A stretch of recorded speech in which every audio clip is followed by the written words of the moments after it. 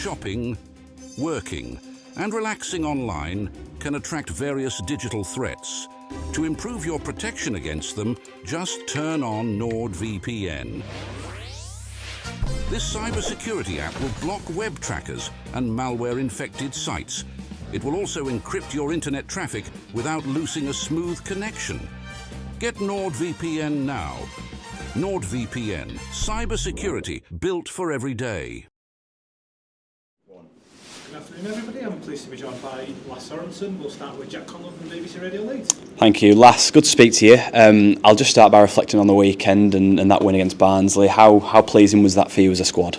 Really pleasing. It was a great win, I thought. And obviously, we were 1-0 down, which wasn't ideal, but I think we did well to get back into the game. And to be fair, I think we got what we deserved.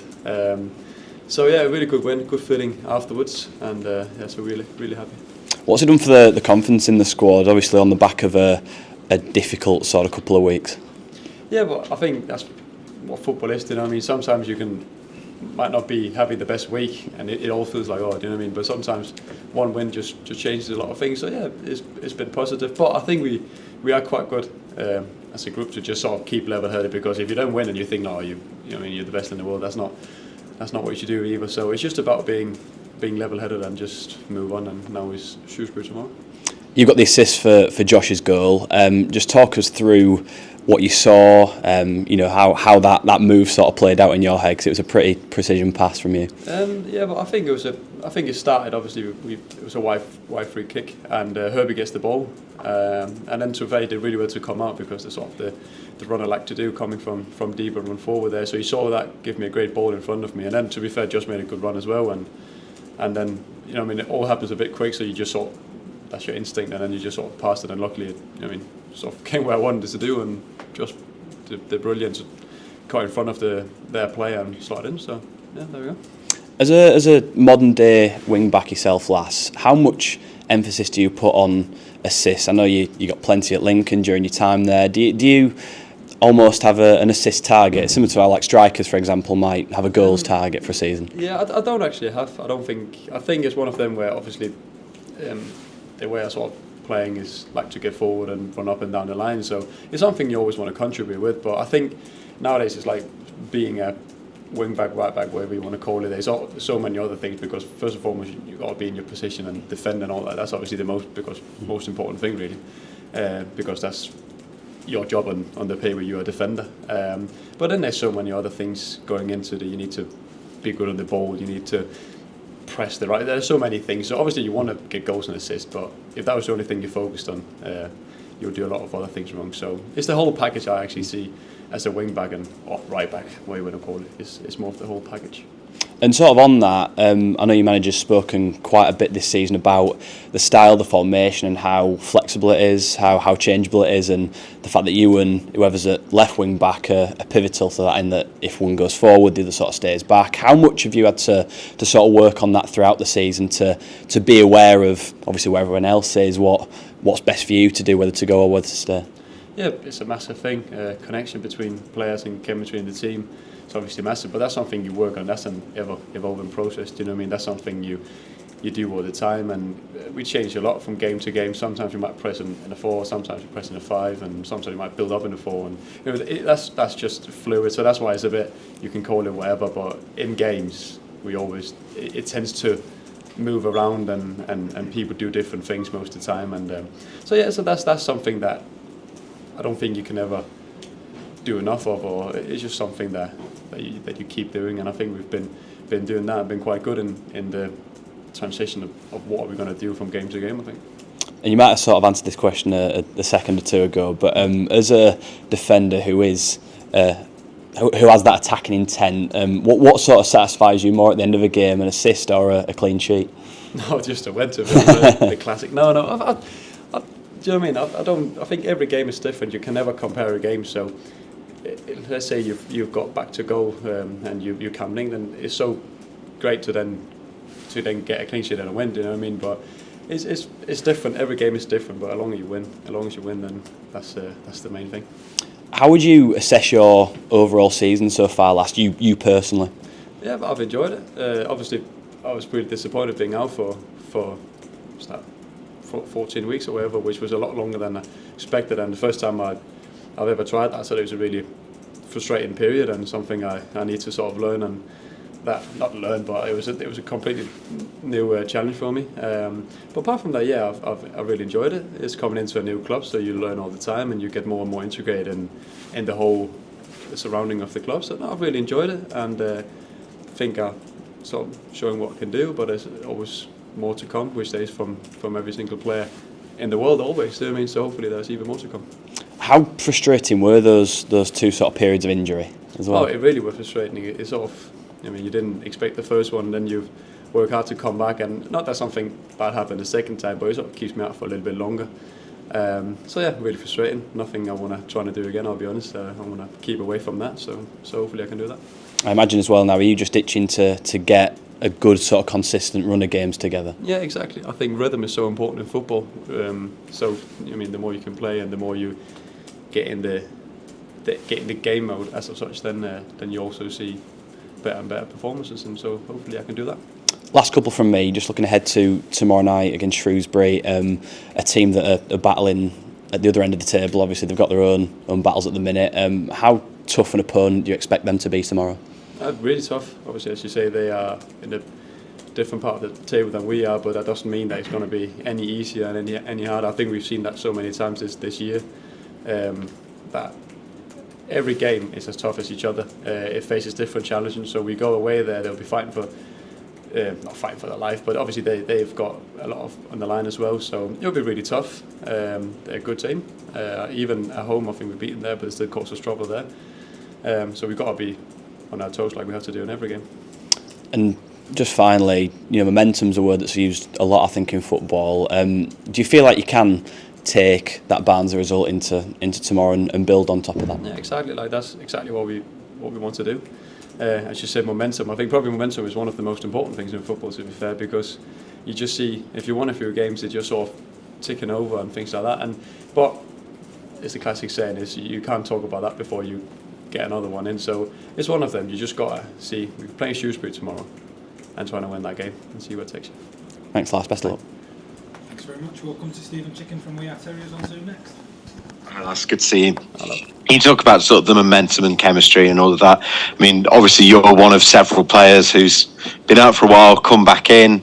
Michael Duff said a few weeks ago it's almost like the start of a new season. Is that how it's felt to you as players as well?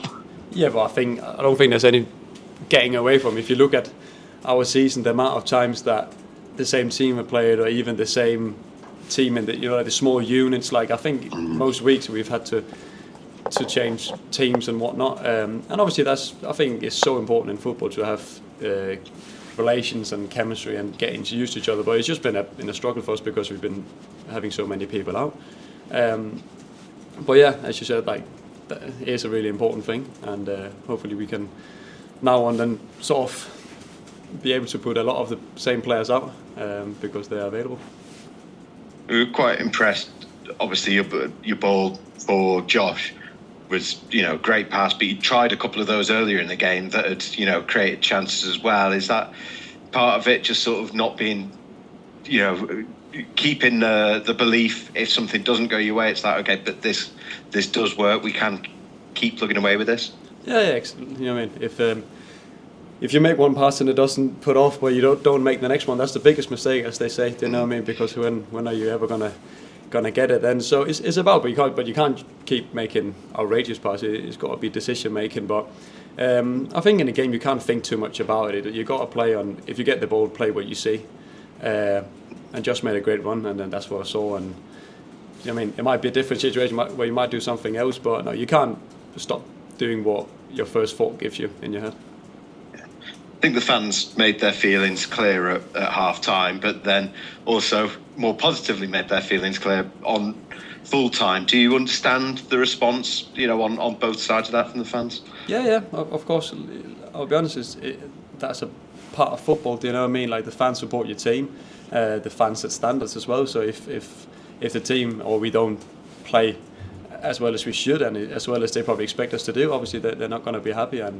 But then you also see when we then go out and do well and play like they expect us to, they're really fully behind us, and And it was a great. I mean, the last whenever we scored to 2-1 or second half in general, it's a lot more fun to play. Do you know what I mean, like things like that? But we also do better, and then it's a whole thing together. So no, it was really enjoyable after the game, and I think we had a good few minutes down there celebrating with the fans, which is the most important thing. Great stuff. That's all from me. Thanks, Lasse. Appreciate your time. Cheers, Steve. We'll just come to Stuart Rayner from the Yorkshire Post. Hi, Lasse. I just wanted to ask, having been out for the time you were at that time of year, do you feel fresher now than you normally would be in February?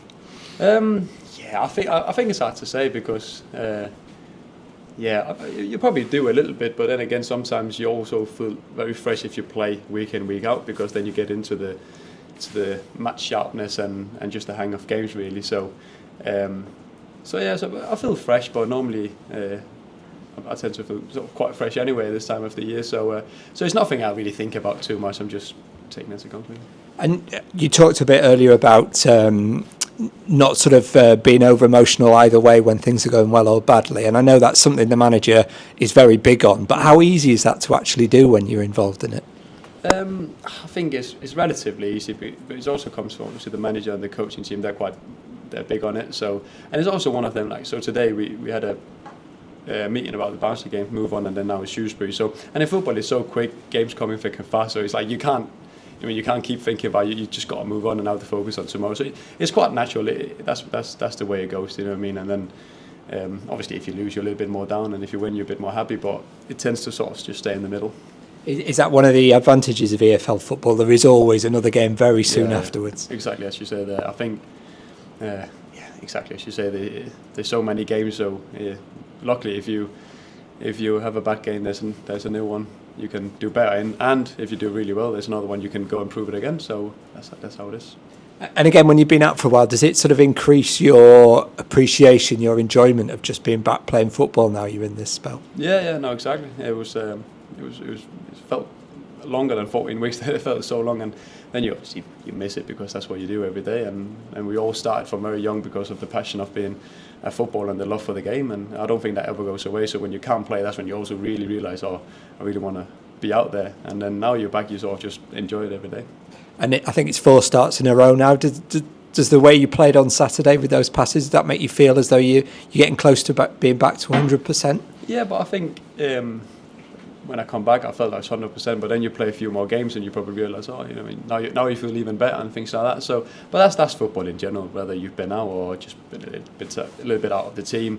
The more games you get, you tend to get sharper, and it's the small things in football is just quicker decision making and things like that you can't really always train, but it just comes naturally when you play. Thanks very much. Good luck on Tuesday. Thank you very much, everybody. We'll be back shortly with head coach Michael Duff. There you go. Right. Shopping, working, and relaxing online can attract various digital threats. To improve your protection against them, just turn on NordVPN. This cybersecurity app will block web trackers and malware-infected sites. It will also encrypt your internet traffic without losing a smooth connection. Get NordVPN now. NordVPN, cybersecurity built for every day.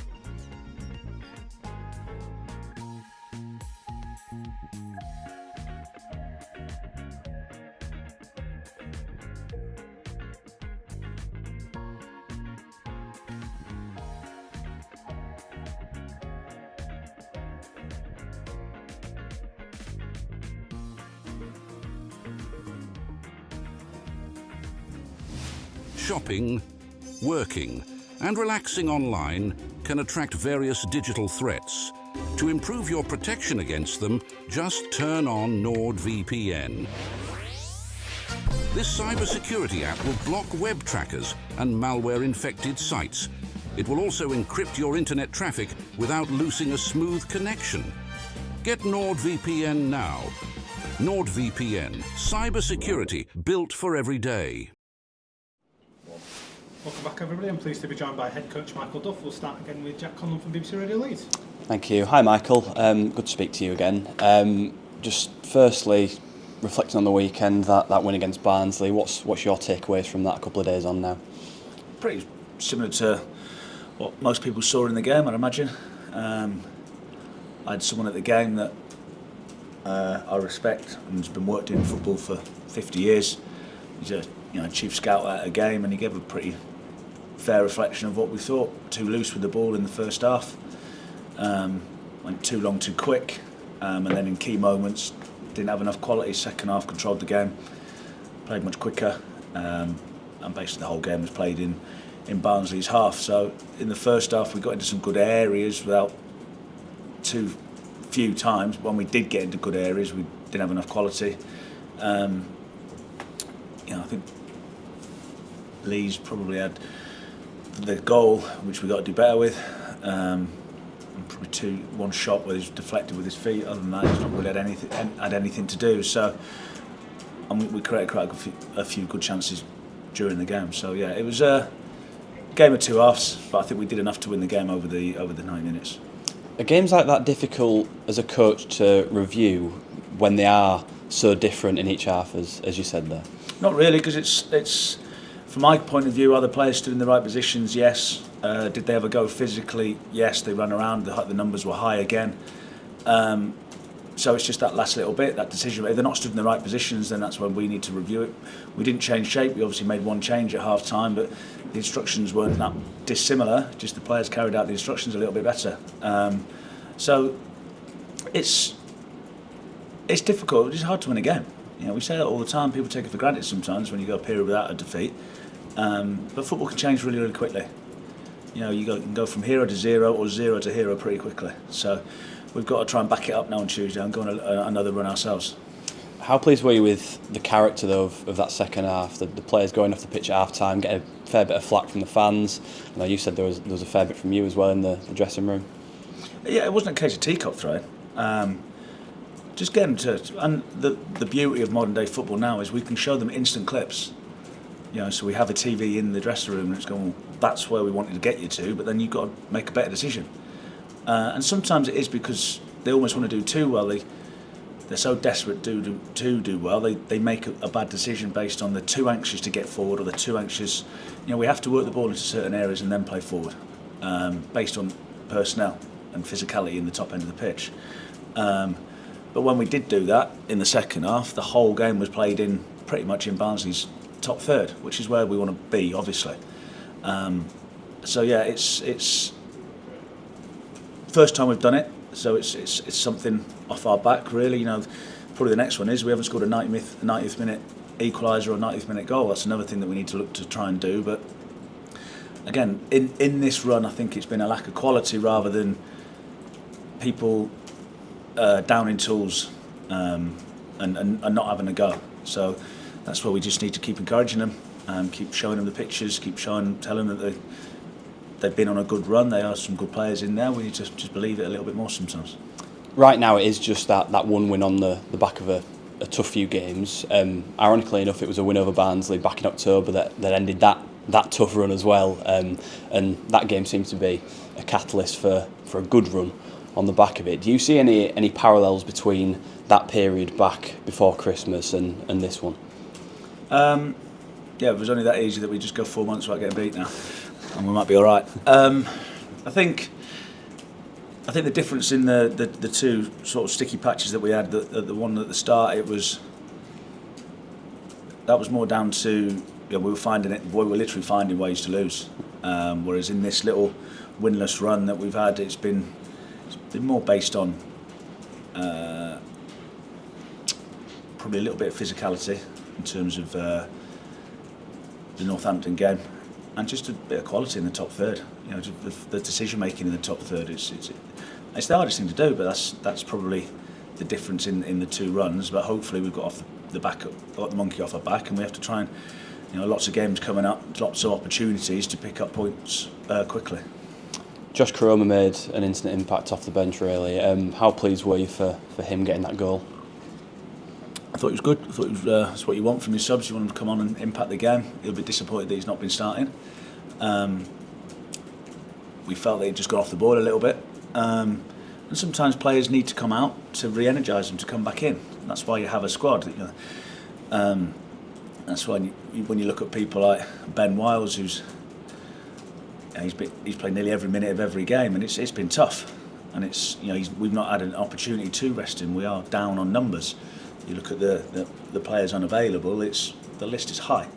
But Josh, I thought not only just his goal, he took his goal really well. I think, but you talk about moments of quality. It was a brilliant through ball, and then he had the composure to run through. You know, we had a similar incident in the first half with Dion, and doesn't even go down as a chance because we didn't get a shot off, but he's clean through on goal.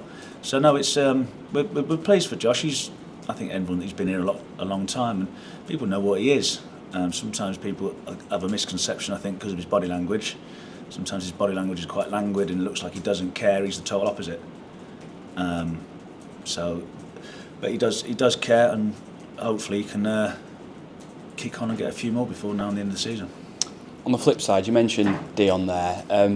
From what you sort of see of him on a daily basis, where's his head at the minute? It must be so frustrating as a player coming to a new club, wanting to hit the ground running. It's just not quite working just yet for him.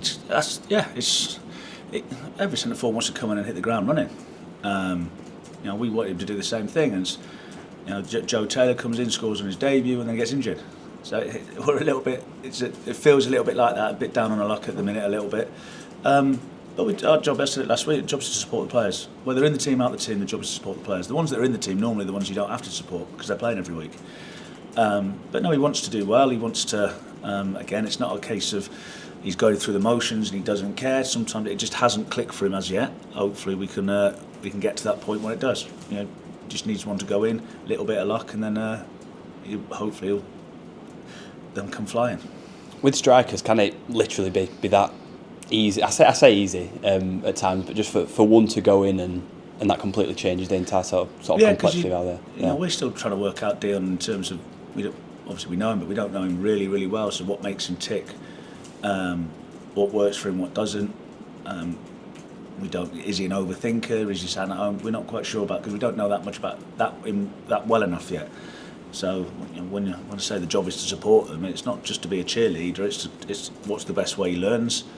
Is it through video analysis? Is it going through it on the grass? Is it having a chat to him? So that's sort of the support networks we're trying to do, so we get the best out of him, because you know he's been a proven goal scorer at the level, and we don't think he's become a bad player in 5 or 6 games.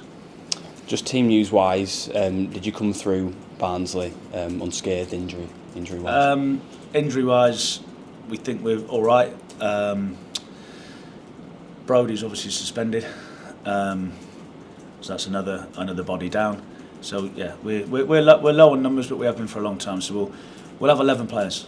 That's one thing. We'll definitely have 11 players. So whatever 11 we pick, we'll hopefully go down there, give a good account of themselves, and win a game. I know you said Tawanda and David Kasuma came off with cramp. I don't suppose that affects their selection for tomorrow. No, they're fine. That's all it was. It was cramp. They were all in yesterday for recovery. Because it's going to be a tough game. If people take a deep breath and go, it's Shrewsbury Town. They don't know the level very well. They don't know Gareth Ainsworth very well.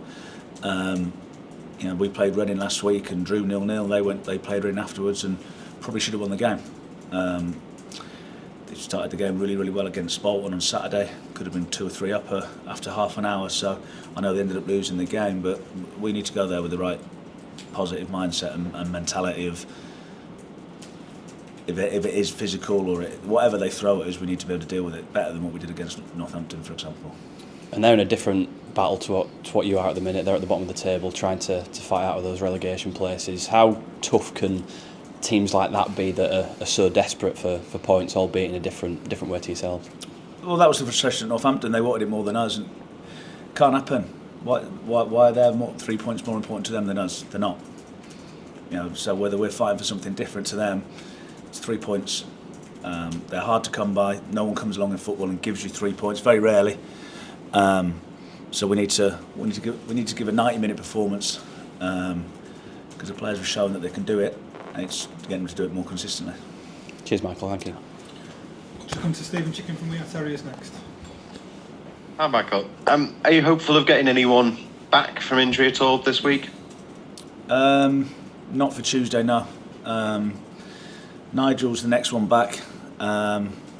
He might have a chance for the weekend of some involvement, but no, we'll have the group that we had on Saturday minus Brodie. That's literally everyone that's available. So yeah, it's low numbers, but we'll have 11. That's the most important bit. Yeah, it's fair to suggest Josh Ruffles looks most likely. I appreciate you won't want to give your team away, but were you pleased with what he did on Saturday? I thought he'd done all right. I thought, well, he was part of the second half performance, which was a pretty controlled and pretty dominant. So we've never thought Josh was a bad player. If I didn't think he was good enough, or we didn't like his personality, I wouldn't have him training with the group. That isn't the case at all. He's been a little bit unlucky in terms of he had a slower pre-season, which put him on the back foot a little bit. But there's always opportunity with football. And the good thing about Josh is he's a brilliant pro. You just need to look at him. He takes his top off. He's absolutely ripped. He trains hard. He does extra running off his own back to make sure that when and if he does get an opportunity, he's ready. Saturday was a good example. He got on the pitch and he knew his job. He knew his roles, because we do it with all of them, not just the select few. So whatever team we pick, they should know their roles and responsibilities, and then it's up to the players to deliver performances. I felt like with Ben Wiles on Saturday, and we've seen it a few times this season, his positioning was good a lot of the time. He was getting into the right kinds of areas, getting onto the ends of balls, and finish just wasn't there. But do you feel like with someone like him, even getting that goal, even by accident really, that could provoke another little flurry out of him like we saw earlier in the season? Part of the frustration with the first half was he was in some really, really good areas and we never found him. Yeah. Because obviously we narrow him off a little bit and he plays in that sort of like right 10 pocket. And the amount, that's just what we've shown him this morning, the amount of times that we miss him out, and then he gets frustrated and he starts wandering around the pitch, which is what you don't want. That's where the players need to stick to task. He needs to stay emotionally sort of controlled to stay in that pocket, because it was sucking Josh Earl down the pitch and we can get him behind. Or if Earl doesn't come tight, then you got to find him. What we kept doing is he kept finding a pocket. Earl didn't go with him, but we kept going in behind, and that's what I'm talking about, decision making. But no, hopefully, like I said, it's sort of a fluke and a not a fluke, because his job from that free kick is to aim for the par post and try and get people across the front. Obviously it is a little bit of luck because it bounces 3 or 4 times, but people do have his job is to aim for the back post, and people's jobs is to get across the front. Obviously, somebody normally heads it in, but hopefully he can get on a run now as well, because the two of them are the 2 top goal scorers. They've been the main source of goals this season between him and Josh, and we don't care who scores, we don't care who's playing, as long as we're winning and we're scoring. That has been the main issue really recently, hasn't it? Since the turn of the new year, the goals have halved. But if you can get those players, as you say, everyone's concentrating on the centre forward, but it's actually the goals from elsewhere that have dried up. It's getting those kinds of players on the score sheet again, isn't it? Yeah, I think we've lost a little bit of physicality out of the team. You look at the players that are missing. Obviously, Misha left, and Matty Pearson's a big goal threat from set plays. A lot of the pace in the team in terms of Mikel, Ruskins, Nigel, Kasumu. There's a lot. Joe Taylor. There's a lot of legs there, a lot of pace in the team as well. So, everyone in football focuses on the negatives. It's just a human trait that people focus on the negatives. I sat here this time last week and said, has anyone actually thought, well, we might win the next 3? It's always, well, you haven't done this and you can't do that, and you won't do this and you haven't done that. And it's like, well, I still think we've got some decent players. We won on Saturday. Can we do it again? But it can't be more important to Shrewsbury than what it is to us. That's one thing that we've sort of reiterated quite a lot to the players today. Stuff for me. Thank you. Cheers, Steve. We'll just come to Stuart Rayner from the Yorkshire Post last. Just on that, Michael, I mean, is that a big thing you'd be looking for? Because, you know, you've referenced Northampton a few times. That was clearly a setback this season in terms of the approach of the team as much as anything, I think, from what you've said. He's dealing with different types of football. Ultimately, we got beaten up against Northampton. So I think in the last 4 goals we've conceded, 3 of them have been from outside the box, which doesn't happen every week. So there's a little bit of, whether that's bad luck that you come against or you know, well, no, 4 I think because of the Birmingham game as well. So you had that one in chest volley. So, but I think we didn't deal with. We did when we were 3-0 down. It's too late then. You can't pick and choose your moments, and it's not a conscious decision. The players didn't go out and go, right, we'll wait till we're 60 minutes and 3-0 down. But it's don't wait for that shock. Don't wait for that moment. You know, we haven't too many times we're having to make whether it's taking somebody off at half time or a little reminder every now and again, and it's like, well, we don't change shape that often. It's the messages are pretty much the same, and it's having that mentality of having that from the first minute 1 to minute 90, not ebbing and flowing. You know, the mentality has to remain the same. And is that down to leaders on the field? I don't necessarily just mean the captain, just setting standards, you know, before you can even get to them at half time, sort of thing. Yeah, I think it's there's different types of pressures. I've referenced it a few times. It's decision making under pressure is difficult, and when you play for a big club, there's expectancy and there's pressure. So it's how do you deal with that pressure? And the one thing that at times in the season when the pressure's come on, we haven't been great with it. So that's what you're hoping, that your sort of everyday habits want to sort of kick in. So yeah, it's just reminders. I don't think we became a terrible team. We got beat by a couple of good goals, but the Northampton game was a reminder that if you do turn up like that, you will get beat. It doesn't matter who you're playing, at what level. You have to win your duels. You have to run hard. That's why the Reading game, you can accept the Reading game because physically we were really good. Started the game really well, just didn't have that moment of quality. But sometimes that happens. But as long as that's the reason you don't win, rather than a mentality and a physicality. Yeah, does it feel like that side of it, whilst it's still as frustrating, is kind of easier to fix when you're on the sort of run you were before Barnsley? It's never easy, but at least you can pinpoint a reason of a lack of quality and a lack of decision making, of people making the wrong decisions, rather than, well, we're getting beaten up one week and then we completely capitulate the next week and then we never look for different reasons. I think in this little bit of run, it's been a lack of quality, and sometimes moving the ball too slowly, so we're getting sucked into, you know, possession. It's not possession we want, it's territory. And sometimes you have to keep the ball to draw them out. You know, I think we're good against the ball. I think we're really aggressive against the ball. Well, we are aggressive against the ball. But when teams give us the ball, we need to be better. And is it about, say, normally Gareth Aidsworth's teams are quite physical, it wouldn't be a surprise if they were on Tuesday. Is it about enjoying that sort of contest rather than sort of having to get through it almost? You should be enjoying football. But it's the hardest thing in the world, winning a game of football. Well, it's not the hardest thing in the world, it's very hard to do. And that's why sometimes supporters get frustrated, because they'd love to be doing it. You know, they're paying their hard-earned money to come and watch something that they want to be doing. You know, I'm pretty certain every supporter that was there on Saturday would have given their right arm to be able to pull in the shirt on. And it's dealing with that responsibility that our players have the privilege of wearing the shirt. And that's sort of pressures that they have to be able to deal with. But winning a game, one of the best feelings in the world is when you stood in front of them and they're clapping you off the pitch and there's 4,500 of them. That's the flip side to the pressure. It's easy to play in front of no one.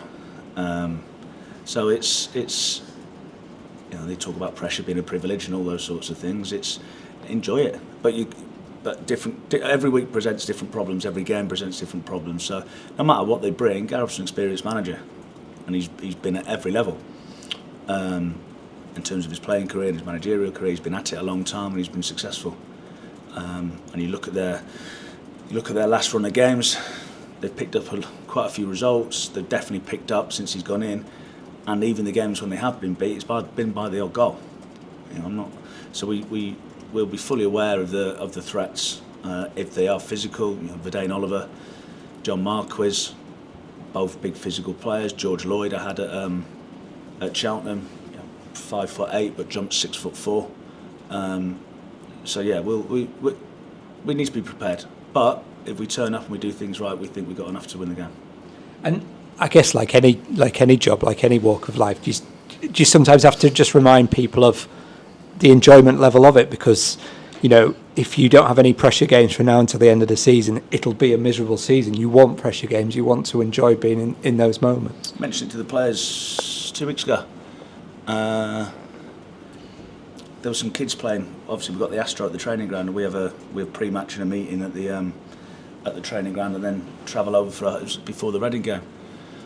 And I just said to them, look at these kids here. I think there was under 10s or 11s or something like that, just running around enjoying themselves, not worried about how much money they're getting paid or if they're going to win or lose. Just love, because that's all they are. They're young people who are fortunate enough to now earn a good living out of doing what every child wants to do. And like you said, sometimes you do have to remind them that they're in a privileged position and enjoy it. Play with a smile on your face. Why would you want to play with the pressures of the world?